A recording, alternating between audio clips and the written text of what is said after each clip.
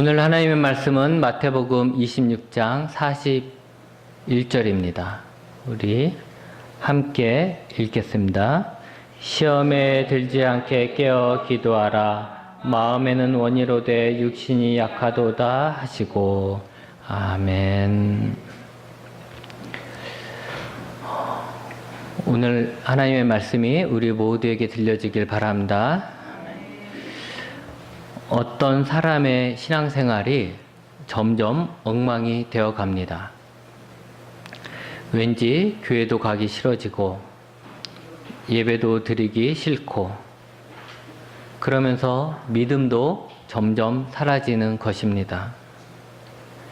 그래서 담임 목사님을 찾아가서 상담을 합니다. 내가 요즘 믿음의 회의가 생기고 교회 생활이 재미가 없어집니다. 봉사도 하기 싫어지고 그냥 피곤해요. 그랬더니 담임 목사님이 가만히 있다가 한 가지를 물어봅니다. 자네 요즘 말씀을 읽고 기도 생활을 하나? 라는 거예요. 하나님을 믿는 우리의 믿음이 점점 희미해지고 즐거웠던 봉사가 의무감에 억지로 하게 되고 교회에 가기도 싫고 예배도 드리기 싫어진다면 그건 한 가지 이유라는 것입니다. 바로 기도를 안 해서. 저는 어릴 적 그 말이 듣기 싫었어요. 너무 듣기 싫었어요. 왜냐면 너무 뻔한 말이기 때문에 그렇죠. 왜 우리가 무슨 문제를 놓고 누군가의 상담을 할 때 내가 알지 못한 새로운 어떤 해법을 가르쳐주면 아 그렇구나라고 하잖아요. 그런데 그런 문제에 대해서 상담을 하면 늘 똑같은 말 하니까 기도 안 해서 그래, 기도 안 해서 그래, 기도해야 돼.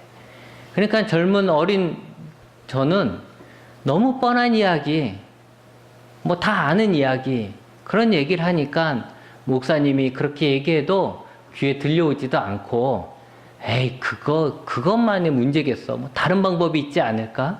라는 생각을 하게 되었습니다.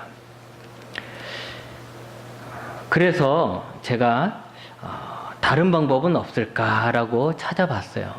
그랬더니 오랜 시간이 지나서 지금 와서 제가 담임 목사가 되고 또 이렇게 설교를 하면서 제가 내린 결론도 기도를 안 해서라는 거예요. 새로운 방법이 없을까 싶었는데 새로운 방법이 없더라고요. 그냥 교회 가기 싫으면 그래 좀 쉬면 다시 또 교회 가고 싶지. 그러니까 교회 가지 마. 좀 쉬었다가 다시 가고 싶을 때 가야지. 했는데 그러면 교회 아예 안 나오게 되더라고요. 그러니까 그것도 방법이 아니고 진짜 방법은 기도하는 거라 밖에 없다는 거죠. 우리의 신앙이 병드는 이유는 여러 가지가 있습니다. 내 믿음이 점점 약해지고 우리 신앙이 병드는 거, 내 신앙의 기쁨이 사라지는 이유는 여러 가지가 있죠. 다른 사람들과 싸웠을 때, 제일 흔한 게 교회 안에서 싸웠을 때, 아니면 내가 죄를 지을 때, 아니면 내가 다른 남자와 다른 여자가 눈에 들어올 때, 아니면 내가 뭔가에 빠질 때, 여러 가지 이유가 있어요. 병드는 이유는. 그러나 그 치료법은 죄를 멀리하는 거하고 기도하는 것밖에 없습니다. 기도를 다시 회복하는 방법밖에 없다는 거죠. 그런데 여러분 여기에서 아시는 분은 아시겠지만 우리의 신앙이 병드는 이유가 기도를 안 하기 때문이기도 하지만 또 신앙이 병들면 제일 먼저 하기 싫어지는 게 바로 기도라는 거예요. 여러분 혹시 기도하는 게 너무 힘들어지고 기도하는 게 싫다라고 하면 여러분의 신앙이 지금 병들고 있는 거예요. 첫 번째 나타나는 증상이 기도하기 싫어지는 거예요. 예전은 그렇게 기도 많이 했는데 이제 기도하기 싫어지는 거예요. 병들면 기도하기 싫어져요. 그래서 병든 다음에 내가 신앙에 병든 다음에 기도하려고 하면 이미 늦었어요. 그래서 회복하기엔 너무너무 힘들어요. 방법은 건강할 때 운동하라고 하는 것처럼 병들기 전에, 내 신앙에 병들기 전에 내가 좀 건강할 때 꾸준히 기도하는 것입니다. 기도의 줄을 놓지 않고 살아가는 거죠. 신앙에 있어 기도의 중요성은 어제 오늘의 이야기가 아닙니다. 구약에서부터 예수님 시절에도 또 초대교회와 지금까지 교회가 이어져 오면서 기도를 중요한 경건의 수단으로 여겨왔습니다. 우리가 잘 아는 다니엘은 기도하면 죽인다는 왕의 칙령을 들었음에도 하루에 3번씩 예루살렘을 향해서 문을 열고 창문을 열어놓고 기도했습니다. 예수님 시절의 경건한 유대인들, 바리새인들은 하루에 3번 정해진 시간에 기도를 했습니다. 그 후에 많은 교회에 큰 업적을 남긴 사람들도 다 민족이 다르기도 하고 배운 것이 다르고 집안의 다 다르지만 공통점이 있다면 다들 기도하는 사람이었다라는 것이죠. 그럼 기도가 우리의 믿음에, 우리가 믿음을 가지고 이 세상을 살아가는데 왜 중요할까라는 것입니다. 왜 중요할까? 우리가 구원을 받기 위해선 예수님 앞에 자신의 죄를 회개하는 경험이 있어야 합니다. 우리가 회개함으로써 우리의 죄를 회개하고 예수님을 영접함으로 인해서 그걸 우리가 예수님을 만난다라고 표현할 수도 있는데, 그런 경험을 가짐으로 인해서 우리가 이제 믿음으로 살아가게 되는 것이죠. 그런데 그런 경험, 내가 예수님을 만난 경험만으로 우리가 구원받은 자의 삶, 그리스도인으로 살 수 있는 것은 아닙니다. 그리스도인이 우리들의 불러지는 호칭인데, 그리스도인이라는 것은 그리스도를 따르는 삶을 살아가는 사람들이란 뜻입니다. 만약 우리가 예수님을 믿어도 그리스도를 따르는 삶을 살지 못하면 우리는 그리스도인이 아닌 것이죠. 그리스도를 따르는 삶, 좀 더 쉽게 말하면 신앙생활을 하며 살기 위해선 우리에겐 힘이 있어야 돼요. 에너지가 있어야 하죠. 그 힘이 있어야 계속해서 우리는 멈추지 않고 신앙생활을 하면서 예수님을 따르면서 그렇게 살아갈 수가 있는 것입니다. 그렇다면 그 힘은 어디에서 오는 것인가라는 거죠. 바로 하나님의 사랑의 관계에서 오는 것입니다. 그 힘은 어디에서 막 이렇게 오는 게 아니고 하나님과의 사랑의 관계에서 오는 거예요. 우리는 우리의 의지로 신앙생활을 할 수 없습니다. 내가 내 의지로 내가 얼마나 인내심이 강한 사람인지 알아? 나는 한다면 하는 사람이야 라고 해서 내 의지로 한다면 얼마 못 가서 다 포기하게 되는 것이죠.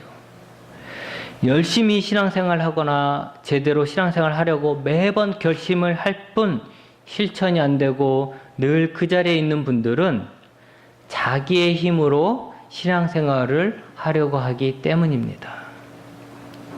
여러분, 우리의 힘이 센 것 같지만 사실 우리의 의지, 우리의 힘은 작은 습관조차 바꾸지 못할 만큼 약합니다. 우리의 힘으로 신앙생활을 하려고 덤벼들었다가는 실패의 쓴맛을 보게 되고 결국은 신앙생활 잘 하려고 했던 그 선한 의지도 꺾이고 말게 됩니다. 의무감이나 각자의 의지로 신앙생활을 하고 있는 자가 혹 우리 가운데 있다면 그 자리에서 벗어나서 하나님의 사랑을 깨닫는 자리로 들어가야 합니다. 우리를 움직이는 힘, 우리로 하여금 그리스도인으로 살아가게 하는 힘은 바로 하나님의 사랑에서 나오는 것입니다. 해야 하기 때문에 하는 것이 아니라 사랑하니까 하는 것입니다. 예배를 드려야 해서 드리는 것이 아니라 하나님을 사랑하니까 예배를 드리는 것입니다. 헌신을 해야만 하기 때문에 아니라 사랑하니까 헌신하는 것입니다. 내가 복을 받으려니까 예배 드리는 게 아니고 하나님을 사랑하니까 예배 드리는 거예요. 내가 출세하려고 하나님 앞에 11조 드리는 게 아니고 하나님을 사랑하니까 11조를 드려야 되는 거죠. 만약 복 받기만을 위해서 예수님을 믿었다면 이 땅에선 그럭저럭 산다 할지라도 천국은 지루한 곳이 될 것이에요. 평생을 살아야 해요. 영원히 살아야 될 그 천국이 지루한 곳이 될 거라는 거죠. 왜냐하면 천국은 하나님과의 사랑이 충만한 곳이기 때문에 그래요. 천국은 어떤 사람이 가야 진짜 천국이냐? 하나님을 사랑하는 사람이 가야 진짜 천국이에요. 가면 천국 가면 뭐 하겠어요, 거기서? 하나님을가 사랑하는 것밖에 더 있겠어요? 근데 하나님을 사랑하지 않는 사람이 어찌어찌해서 천국 가지도 못하지만 갔다 쳐도 그곳에서 하나님 사랑하는 걸 그게 빠진다면 그곳에서 시간이 얼마나 지루하겠습니까? 하나님의 사랑이 우리를 그리스도인의 삶을 살아가도록 이끄는 힘이 되는 것입니다. 그리고 그 사랑은 하나님과의 친밀함을 누릴 때 우리 속에 계속해서 부어지는 것입니다. 그럼 어떻게 해야 하나님과 내가 친밀해질 수 있을까라는 거죠. 여러분에게 친구가 많이 있을 것입니다. 그런데 그 친구 중에 가장 친한 친구는 어떤 친구입니까? 어떤 친구를 내가 가장 친한 친구라고 말을 합니까? 최소한 두 가지는 되어야 될 거예요. 하나는 내 속에 깊은 이야기를 할 수 있는 친구. 또 하나는 내가 자주 만나는 친구. 또 자주 만나는 게 즐거운 친구. 그 친구가 내게 가장 가까운 친한 친구죠. 이웃사촌이란 말이 있습니다. 이 말은 가까이에서 자주 보는 사람이 나와 피를 나눈 사촌보다 더 가깝다, 친밀하다, 더 낫다라는 뜻입니다. 연예인 중에 서로 사귄다고 막 발표했다가 나중에 헤어질 때 대부분 그 이유가 뭐라고 합니까? 서로 일 때문에 바빠서 자주 못 만나니까 관계가 소홀해졌습니다 라고 얘기하죠. 정말인지 아닌지는 저는 모르겠지만 아무리 서로 사랑하는 관계라도 서로 만나지 못하면 그 사랑이 식는 것은 사실입니다. 우리는 만남과 이야기를 나눔으로써 친밀함을 유지하고 키우는 거죠. 자주 만나 이야기할수록 우리는 더더욱 친해지는 거예요. 그래서 어쩌면 성경에도 모이기에 힘쓰라고 했는지도 몰라요. 자주 만나라, 자주 모여라. 그래야지 서로 더 친밀해지니까 그랬는지도 모르죠. 근데 사람들만이 아니라 하나님과도 마찬가지입니다. 우리는 망각하는 탁월한 능력이 있죠. 잊어버리는 능력이 있어요. 시간이 흐르면 다 잊어버려요. 아무리 중요했던 것도 다 잊어버리죠. 우리가 하나님의 은혜로 말미암아 예수님을 만났다고 하더라도 내가 하나님을 만났던 그런 아주 기적적인 사건이 있었다 할지라도 내가 하나님의 큰 은혜를 입었다 하더라도 그래서 그 당시에는 하나님께 헌신을 다짐했다 하더라도 내가 하나님만을 위해 살겠습니다. 이제는 막 그렇게 막 열심히 했다 할지라도 시간이 흐르면 1년이 가고 2년이 가고 3년이 가고 계속해서 시간이 흐르면 그때의 기억은 희미해지는 것이고 그때의 마음도 그때의 다짐도 다 사라지고 마는 것입니다. 지금 우리 교회 밖에 있는 사람들 중에 저 사람들이 예수님을 다 모르는 사람일까요? 안타까운 것은 그들 중에서는 예수님을 만났던 경험이 있는 자들도 많이 있습니다. 그들에게 얘기해보면 간증 아닌 간증을 하는 사람들도 있을 거예요. 하지만 지금 그들에겐 옛날에 그랬던 추억만 있었을 뿐 그들의 마음속에 하나님은 없는 거죠. 그냥 경험만 있는 거예요. 그랬던 추억, 기억만 있는 거지 그들에게 마음속엔 하나님은 없는 거죠. 아무리 뜨거운 사랑을 나눴다 하더라도 그것이 먼 과거의 일이 되어버렸다면 다시 만날 때는 서먹서먹한 거예요. 서먹서먹한. 여러분, 우리가 그리스도인으로 오늘 하루만 사는 게 아니잖아요. 우리가 그리스도인으로 1년만 사는 거 아니잖아요. 우리가 예수님을 만났으면 그때부터 죽을 때까지 계속해서 그리스도인으로 살아야 하는데, 우리가 그렇게 계속해서 그리스도인을 살기 위해서는 하나님의 사랑이 필요하죠. 왜냐하면 하나님의 사랑이 우리의 힘이니까. 그런데 그 사랑은 한 번의 뜨거운 사랑이 아니라 친밀감 속에 어제도 오늘도 내일도 계속해서 부어지는 그런 사랑이어야 하는 것입니다. 그리고 그 친밀감은 언제 생긴다고요? 하나님과 자주 만나야 생기는 것이죠. 어떤 분은 이렇게 말합니다. 하나님은 어디에나 계시지 않느냐. 언제나 나와 동행하는 거 아니냐. 그러면 늘 하나님을 내가 만나고 있는 거 아니냐라고 얘기해요. 맞죠? 하나님은 어디에나 계시고 언제나 나와 동행하십니다. 하지만 중요한 것은 뭐냐면 내가 하나님을 만나는 것입니다. 이곳에 예배하는 이 시간에 하나님은 여기에 계시죠.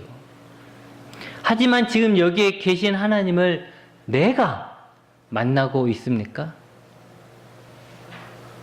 내가 지금 하나님을 만나고 있다라고 생각하고 있습니까? 하나님은 언제나 나와 동행을 하시죠. 그러면 나는 언제나 하나님과 동행하고 있습니까? 하나님이 어디서나 내 앞에 계신다고 해도 내가 하나님께 눈길을 주지 않는다면 나는 하나님을 만날 수 없어요. 하나님이 언제나 나와 동행한다고 해도 내가 하나님을 무시한다면 하나님과 동행하지 못하는 거예요. 나는 왜 예배를 드려도 하나님을 만날 수 없는 것일까? 나는 왜 나와 동행하는 하나님을 느낄 수 없는 것일까 생각하시는 분이 있다면 예배 드리는 이 공간에 함께 앉아 있지만 하나님께 눈길을 주지 않기 때문이고 내가 살아가는 시간에 하나님을 인식하지 않고 하나님을 높여드리는 삶을 살지 않기 때문에 그렇게 되는 것입니다. 여러분, 하나님은 이미 우리를 찾아오셨고 우리에게 믿음을 주셔서 하나님을 알게 하셨습니다. 또 우리를 구원하신 예수님을 통해 구원도 허락하셨습니다. 하나님은 이미 우리에게 모든 것을 주셨다는 거예요. 그렇다면 이제 우리 차례입니다. 우리를 찾아오신 하나님을 우리가 만나러 가야 하는 거죠. 우리를 찾아오신 그 하나님을 우리가 불러야 하는 것입니다. 그것이 바로 기도입니다.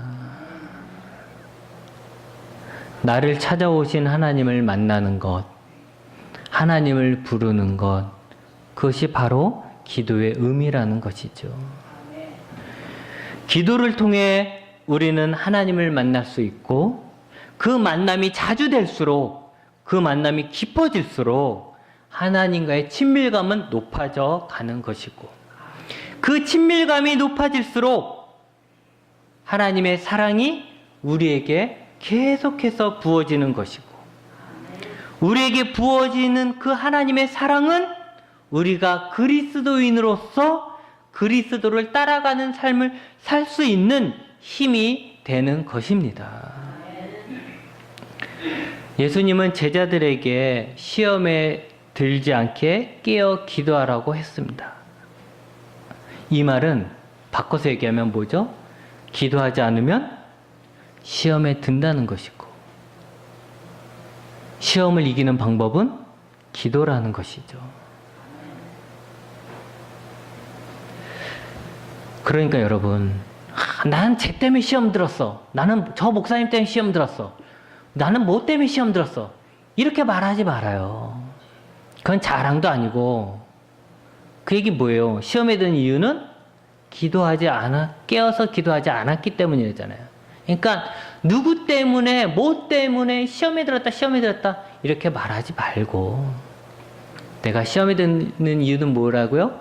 깨어서 기도하지 않기 때문에. 내가 누구 때문에 시험에 들어서 막 떠들어다녀도 그 시험에서 벗어날 수가 없어요. 그 시험에서 벗어날 수 있는 방법도 기도밖에 없다라는 거예요. 예수님이 제자들에게 가르쳐 주신 기도, 그것을 우린 주기도문이라고 하잖아요. 그 기도에 보면 우리를 시험에 들게 마시옵고 악에서 구하옵소서라는 기도가 있어요. 그죠? 악에서 구하옵소서. 기도를 통해 우리는 시험과 악에서 구함을 받는 것입니다. 우리를 유혹해서 넘어지게 하고 우리에게 악을 행하려고 하는 사탄으로부터 우리가 이길 수 있는 방법은 바로 기도입니다. 기도가 우리의 강력한 무기입니다. 그러기에 사탄이 우리에게서 제일 먼저 빼앗으려고 하는 것 또한 기도입니다. 여러분이 신앙생활 잘 했을 때, 여러분을 넘어뜨리려고 할 때 사탄이 여러분을 어떻게 넘어뜨리겠어요?